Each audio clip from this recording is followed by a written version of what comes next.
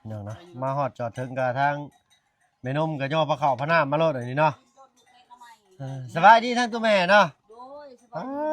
เดี๋ยวนั้นคือว่าบ่ได้ยังบ่ทันจะเคยกินข้าวนำแม่เทื่ออยู่นี่เนาะกินแล้วได้แกงหน่อไม้นี่กินได้บ่แม่คคลัม ลำเด้อบัดนี้เนาะคลัมนี่ลาบมื้อได้กินเพื่อนแม่แม่จะมาหาหน่อยโอ้เนาะไปแต่เช้าแต่เสียแท้ๆอันนี้เนาะเคยเฮาได้นั้นเอาเนาะกินเข้ามาน้องทั้งน้องบุตรเพิ่นเนาะเป็นได้หนาวบ่น้องเนาะมาไอ้เด้ออันยับเข้ามานี่เพิ่นเอิ้นหยังก็ลืมเลยเนาะเซ็กจุไหนเนาะเนาะหนาวบ่ทางน้องบุตรเพิ่นโดยสบายดีเนาะโทรมาฮอดก็เสียงแซวปลาดุกเอี้ยงพ่อมักให้พี่หน่อยเนาะจ้าบังยังบ่ได้มาเดี๋ยวนะ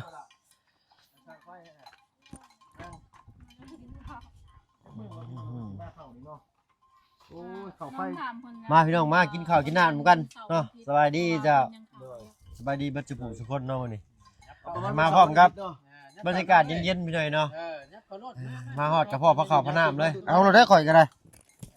ไปนั่นแหละไปใกล้จะหน่อยทั้งปลาลูก FC เพิ่นสิว่ากินแต่ข้าวเฮาบ่กินข้าวบัดนี้เฮาสิกินแต่กับโอเคพี่หน่อยเนาะเอาไม่ประทานนะมาเข้ามาได้เนาะตั้งไม่กดกันน่ะฮะตั้งสิลูกได้ยีดอกบ่ยากดอกข่อยอิ่มอยู่ข่อยอิ่มให้อิ่มแน่มีมั้ยจับมั้ยเข้าหากระยาอะไรเจ้าบ่กินบ่น่ะฮะบ่กินได้จ้ะได้ชื่อใช้ตำหมี่ตำมะพุ่งตำพุกปลาอะไรตำหมี่เนาะตำหมี่3โคกได้เนี่ยเนาะลุงเพื่อสิได้เพื่อ3โคกเพื่อสิได้เลาะต้องว่า3โคกสิได้อ๋อแม่นบ่แม่น3โคก7โคกข่อยว่าเอาอีหลีเด้เลาะใช่เลาะครัวเลาะหน้าเลาะหลังอยู่เอาแม่ดูมั้ยมาเจ้ามากินกันมั้ยโดยกัดเป็นกักมันหลายแล้วหน่อยเนาะโดยหลายก็คือเก่าได้ไม้บ่มีไม้เสียบบ่ได้อีหลีอยู่ไกลกันยิงทุ่มได้เด้อโดยคันสิหอมแก้มผู้แซ่บผู้สาวนี่อยู่ไกลปานใดก็เห็นเอ้าบ่เจ้าเห็นบ่เขาเจ้าถ่ายในอันว่าวงเทพพรไซเต้นอยู่ไกลปานใดก็เห็นซูมเอาติซูมเอากล้องเพิ่นดีเนาะกล้องเพิ่นเจ้าเคยเข้าบ่วงเสพผลไส้ฮะเจ้าเคยเข้าบ่เอาข่อยเลื่อนเนี่ยเห็นเนาะเพิ่นเห็นเพิ่นใส่กล้องอันนั้นเด้ฮะใส่กล้องตัวใหญ่ๆไอ้ตุ๊เหมือนกล้องโทรศัพท์จังได๋เนาะเฮาก็บ่เห็นจักเทื่อกินมาคุมดิมาพี่น้องมาขออนุญาตกินแบบคำใหญ่ๆเด้อทั้งนั้นก็แม่นบ่ห่างคือกันบ่ทั้งนั้นก็แม่นจ้ะสบายดีเด้อนี่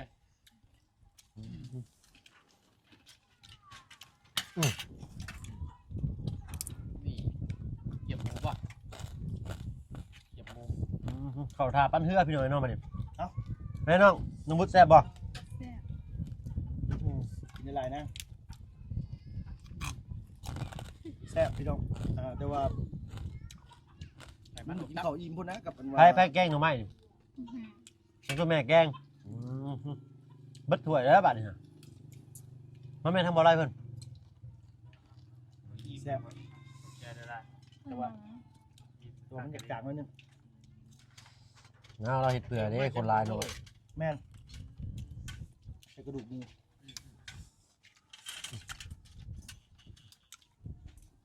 ยังได้กิ้งอยู่ดิกินนิดยังมือมันดอกมือสั่นแม่นมือสั่นมันว่าถ้าได้ขอโทษเนาะเดี๋ยวเฉพาะทำหารถบัตรตอนนี้เคยดิเอาสั่นบัวอะไรบัวก็นึกว่าปลาหมึกเด็กเขาคนอิ่มสุขภาพแต่เขานี่ต้องกินในบัวไปที่ไหนโอ้แกงไรบัวก็แซ่บเลยแม่นใส่กะทิสุขภาพดีหน่อยเนาะใส่ปลาทูเนาะใส่หม้อพร้อมที่ขาดบ่ได้เป็นเลยในบัวกะบัวกะสายบัวขี้แบ่เด้อตุ๊ลองรถนะสายบัวขี้แบ่นะบ้านเราเอิ้นบัวขี้แบ่เด้เฮือนน้องน้ำเจ้าเห็นบ่น้องซาแล้วเนาะแม่นเราบ่เคยกินนะว่าบ่เคยกินน่ะน้องเพิ่นมาเอามากินแต่ว่าบ่ฮู้สูตรเฮ็ดกะจ๊ะแม่นบ่ได้เคยกินนะแม่นเด้คำแรกเด้นี่ใช่เนาะคำแรกว่าจะกันมึงกินเรียบร้อยแล้วมันตูดเข้ามากินนะชิมพอได้ช่วงนี่นะมาเร็วอ๋อส่งบะบัดนี้เป็นวัดเป็นไอนี่พี่น้องเอ้ยเนี่ยขอ ออนุญาตบัตรครับ ปุ้ยน้อยนี่กิน เอา ข้าวไปกิน เอา เนาะ เอา ได้แล้ว แซ่บเนาะแซ่บไปกินหลายๆนั่งเลย ขนาดมุกปลาจางไปจางนะยังว่าแซ่บ เห็นตัวแล้วก็ยังบอกอยู่โมเมนต์ยังเขาจะได้ฮู้ ก็ดิ เศร้าหรือเปล่าเจ้า อืม ใช่มันเคลือบบักกะลัง จะเอายายบวยแล้วลาบเนาะ มันเคลือบตับบ่นี่แหละเขาจะบ่อยากกล้าไปตรวจไปได้ฮะ กุ้งตัวนี้ตุกเกรงใจบ่น่ะฮะ ถ้าว่า เคลียร์มาอยู่ แต่ว่าไปกวดดีได้ เอาไหม จะได้เตรียมตัวท่านบ่ เอาเขาจะได้ฮู้ได้ตามรักมันนั่น ค่อย สุขภาพคนนี่ปีนึงไปเช็ค บ่อยลงค่ ไป อย เช็ค เป็นได้ได สภาพ กันไปตรวจ ข้างหนึ่ง โรคนะ บ่ค่อยยังให้มาบุญบ้านป้าไปตรวจตาแล้วเรื่องตาบ่บุญเจ้าจังเก่งเนาะ จังหวัดตับประจะ คนนี้เขายังเกี่ยวกับ ตั ตั บบ ตับเพี้ยอย่างนี้นะ ตับบ่มีแห้ง เว บ่ ลาเราเป็นอย่างนี่เล็กน้อยนี่ตับเราเหลืองน้องนอดสินะแบบว่าคือไปเช็คตรงนี้ ไปกวดได้ น้อย แต่ดีปีนึงครั้งนึงซะไปกวดร่างกายเขาจะได้ฮู้ว่าเป็นโรคหยัง เอาบุญบ้านป้าน่ะ ค่อยยังไปตรวจมาเนี่ยยันพ่อเลย คำเจ้าญาตินั่นแบบผู้ว่าเป็นอย่างว่าไอ้คนที่ว่ามันเจ็บมันเป็นนะอันนั้นก็คือมันเป็นแล้วมันเป็นแห้งแล้วนะจันมันบอกอาการได้ไอ้นี้แต่เป็นอย่างนี้กันหน่อยนี่ มันบอกอาการ แต่ว่า เขายังมีภูมิต้านทานอยู่ หรือว่าคือเฮาอาการมันออกมาก่อนน่ะคือมันเกี่ยวกับตับนี่มันต้องตามันต้องเหลืองอยู่แล้ว แม นะ นแมน แล้วก็ฮู้อยู่แล้วแล้วก็บอกว่าเพิ่มมันตาค่อยขึ้นเหลือง ตาแล้วก็เหลือง ตัวนี้อันตราย ตานี่บ่ได้เหลืองปานใดตาบุญเหลืองดีนะ เพราะว่ามัน ก็เหลืองเบิดเด้อเหลืองเบิดอยู่ ใส่ เรื่อง ใส่จันยังอ่ะ เรื่องนอกเพิ่นบ่เหลืองเนาะบ่เห ตา ลือง ห บ่ วาน ได้ บ่เป็นตาเหลือง โอ้ยเนาะแล้วบัดพี่น้องเอ้ย บ่เพื่อ FC ใช่หรอกว่าFC ใกล้ใกล้ๆเนาะเอาแม่นบ่ล่ะประธานเอาเศร้าแล้วนั่นน่ะ แล้วมันไหลแบบนี้ ต้องพูดน้ำตาไหลต้องพูด ทั้งนั้นให้ได้ทั้งนั้น ไหลเลย พูดให้น้ำตาไหลทั้งนั้นน่ะ ไล่ซองครับมีแห้งยาวๆบัดนี้ ทำไงเนาะกินข้าวกินน้ำอยู่เพื่อนมันมาอีกอย่างหัวถ่ายบรรยากาศน้องๆเพิ่นเข้ามาเรียนหนังสือก็เจ้าแบกพื้นเข้ามาเต็มอยู่ ปล่อยยังจี้กล้องแช่ไปเล่นปุ๊บไปจัก คือทาง น้องบุตรเข้ามา ทางอาจารย์ทางอันว่าคุณครู โดย เพิ่นให้น้องๆนักเรียนหาพื้นไปเพื่อแต่งกิน เพิ่นเฮ็ดกินอยู่โรงเรียนเลยบ่ แม่นมื มี อง านบ่เนาะ บ่มีงานกับแบบว่าคือเพิ่นกินนอนอยู่หั่นเด้มีเพื่อนครูพักแต่ต่างเมืองต่างประเทศต่างบ้าน มาสอนนิดหน่อย นอนมาสอนนิดหน่อยของนอนเพิ่นก็จะหาพื้นหาดูเอาไปให้เพื่อสิได้ หรือว่าเป็นกิจกรรมของเด็กน้อย แม่ นะ ก็ว่าง่ายคือให้พี่น้อยร่วมตัวกันนั่นแหละพี่น้องเอ้ยเนาะกินหลายได้หลายเด้ ตำหมี่บ้านเจ้านี่เอิ้นหยังน้องวะ ขยอกนี่ตำนี่ก็เอิ้นหยังนะขยอก เมียงปูน เมียงบุญ ขยอกนี่คือหยังเนี่ย ขยอ เดี๋ยวรถมาใช้ขย่อนี่แต่ห้างแล้วก่อนเวียนบ่เออ พนักมีว่ะคำที่ลุงบอกกี่มีว่ะมีแล้ว โอ้โหเนาะ บ่มี เออ กินในลายว่าอยากกินตำมีกินในลายเด้อตุ้ยผู้ว่าเขาก็ญาติคือเก่าแหละหัวดียินดีปานนี้เนาะบ่ได้สิบ่ญาติกันเนาะเพิ่นเนาะ จังหวะเด้อนี่บ่ฮู้นำได้ เอาผู้บ่าวสิบ่มีผู้บ่าวบ่มีบ่นางผู้บ่าวบ่มี แซ่บแกงหน่อไม้เพิ่นนี่เนาะ โอ้ยแซ่บ เนื้อเฮามักแกงหน่อไม้เฮากินจนได้เฮาก็มักอย่างนั้นเนาะ เอาสาวโอเคได้อเสนอสำหรับคลิปนี้พี่น้องกินข้าวกินน้ำเรื่องนี้น้ำ พอเลยบ่ โดดพอแล้ว โอ้สบายดีจ้ะสบายดี โดยโอ้ยิ้มงามมานี่เห็นยังกะหัวยิ้มอย่างเดียวเพราะว่าเขาซื้อตำไม่กินได้กินแนวที่มากเนาะพี่น้องไงบุญขอบคุณในหลายพี่น้องเขามาครับชมนะพี่น้องขอบใจหลายๆไปแล้วพี่น้องบ๊ายบายสบายดีเด้อ FC บุษทานเนาะ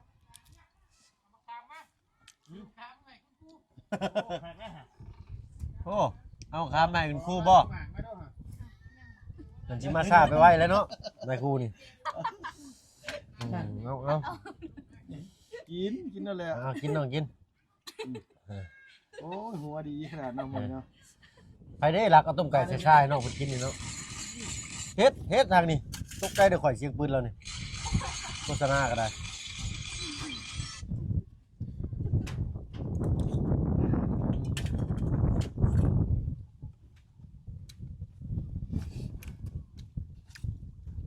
หยุดไปก่อนก็ได้บ่ไรเนาะให้ปลาลุงเพิ่นอันเบิ่งสิกินข้าวแล้วบ่ได้ก็ได้พี่หน่อยเนาะกินข้าวกินน้ำแล้วบาดตัวนี้หนาวเนาะเป็นได้ทั้งน้องบุตรเพิ่นเวลาอันเมื่อเฮือนเมื่อซ่านนี่ทั้งตู้พ่อเพิ่นบ่ได้ถามบ่เพิ่นฮู้เลยเนาะว่าทางจุไม้เขามาซอยเนาะ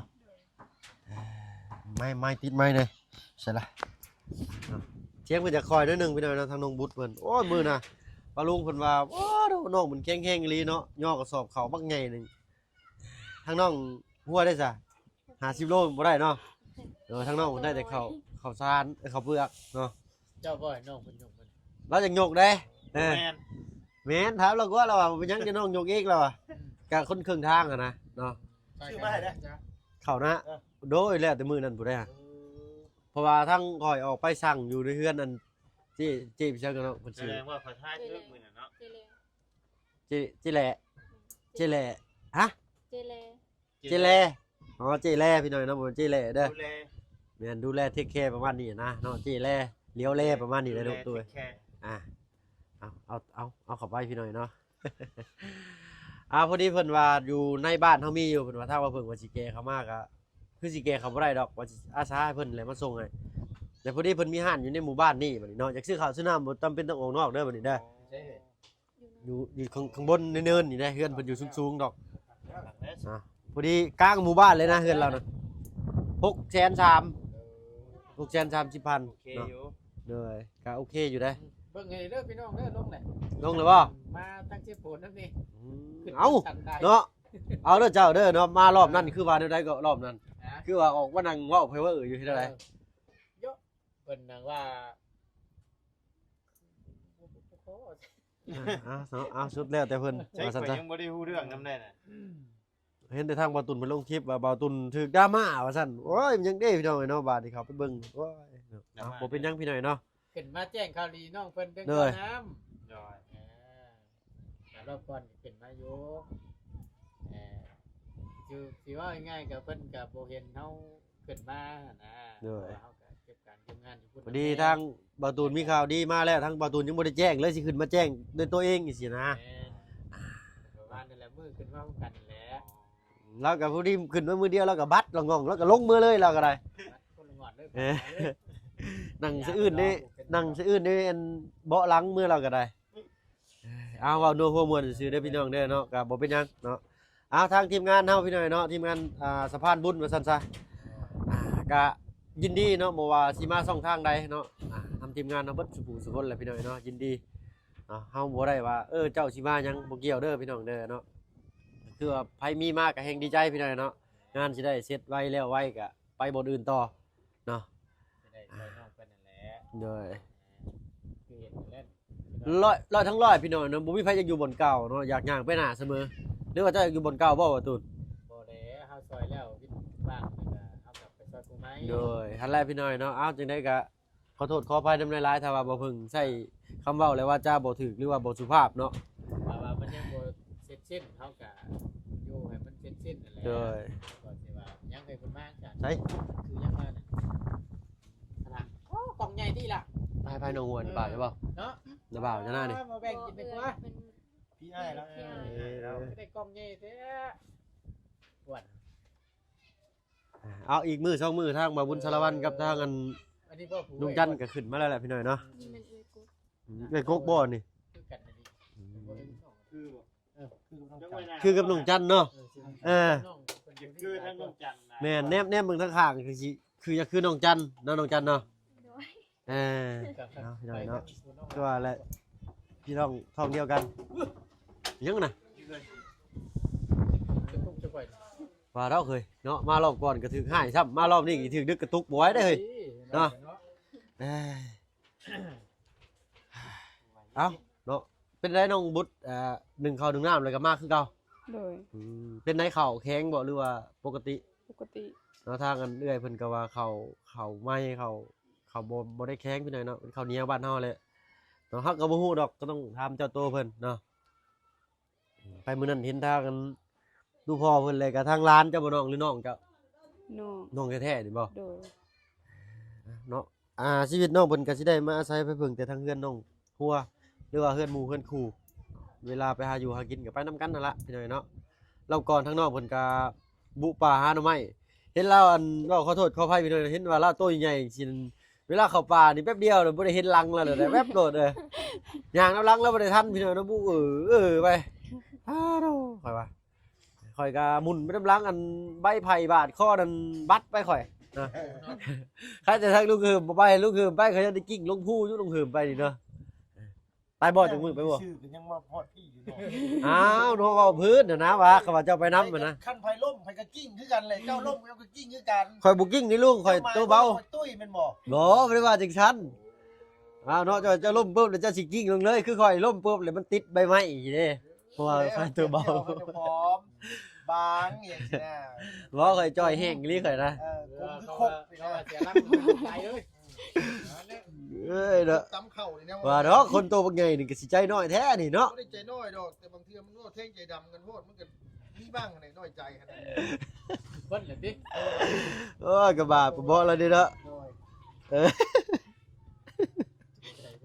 ยิ้มกับมือตาดีกว่านี่ อันน่ะ คิดว่าก็ดีอยู่เลย นี่อยู่ เอาเนาะ ตุ้ยจะบ่เห็นตานะกันว่า บ่แม่นแต่ว่าเวลายิ้มไงมือตานี่ก็ยิ้มบ่รับตา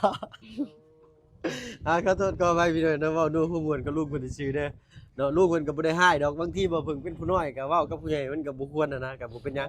อ๋อคือค่อยบ่ได้ถือเด้ โอเคเนาะบ่ถือเด้อพี่น้องเด้อฟังเพิ่นเว้าเด้อ เว้านัวหัวม่วนกันต้องไปแซวกัน เลยเนาะ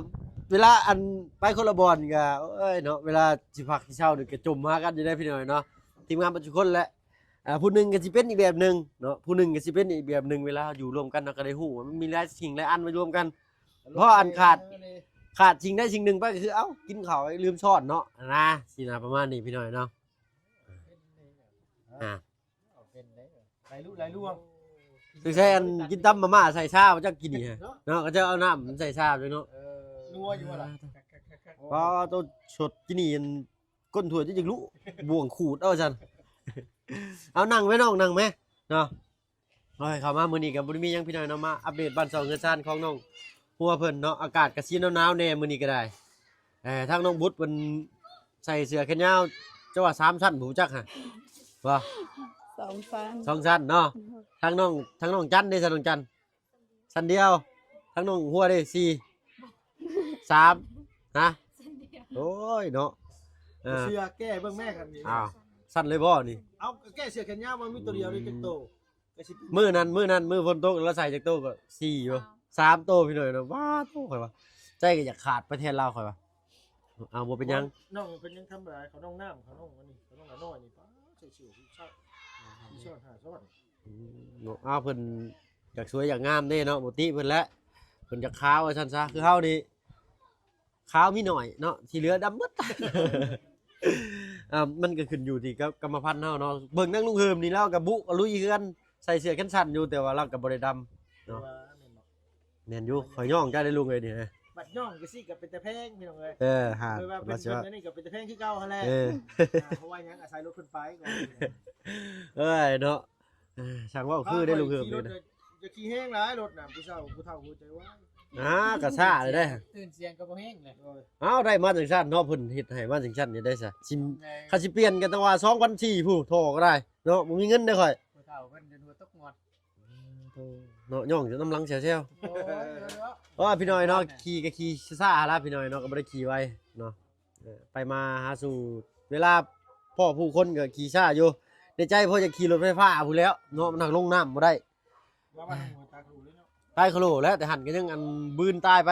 บัดตั้งแต่ทางเก่าคนแล้ว แม่น มันนอนเนาะ แล้วลุงเหิมแล้วจะนั่นลงย่างเอาเนาะ เออ มันเปื่อนหมด มันไปบ่ได้พี่น้อยเนาะขอโทษขออภัยหลาย เมื่อเมื่อวานนี่โอ้ยเมื่อวานที่พื้นที่หลังมันที่สีใจ ๆโอ้มีโครงการเทพื้นบ่ทางเจ้า บ่มีแต่ อ๋อ ว่า เว้าถึงเนาะแม่นได้พี่น้อยเนาะถ้าเกิดว่าบ้านนอกเพิ่นได้เทพื้นนี่คือสิสูงขึ้นอีกจักหน่อยนะประมาณจัก5เซนนี่ มันต่ำกว่าเดิมนะ อีก5เซนใช้หัวเอาตึงคือก็อีกประมาณ5เซนพอดีหัวซูนนี่เลยเนาะเอาเนาะรุ่นเบิ่งไปนำกันดูแลพอดีให้ทางอันน้องเพิ่นพูดข่าวขายปีหน้าพุ่นแหละซื้อทอดไว้เทื่อละ